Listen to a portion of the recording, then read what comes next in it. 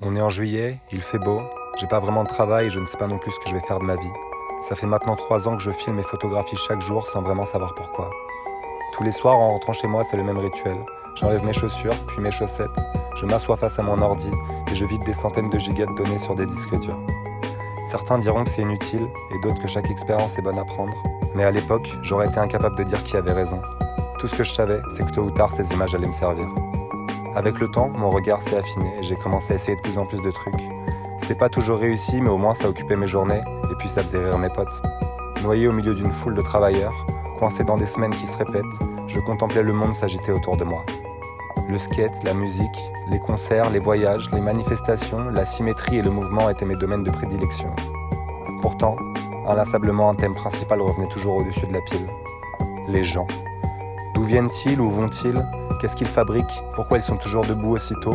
Est-ce qu'ils sont tout le temps énervés ou c'est seulement dans le métro? Sont-ils vraiment tous si différents les uns des autres? Toutes ces questions me hantaient et il me fallait des réponses. Alors j'ai commencé à suivre et à observer leurs moindres faits et gestes.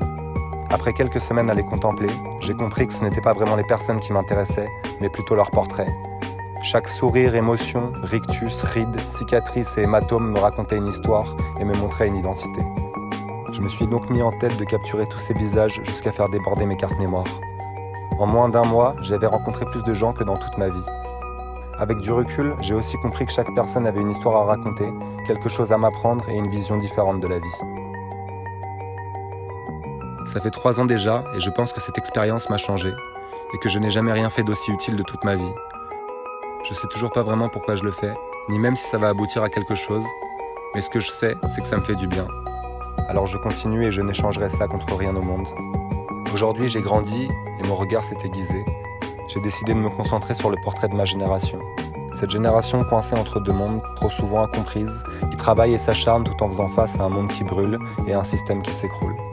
Cette génération qui doute, qui a grandi dans le flou et qui tente inlassablement de réparer les erreurs du passé.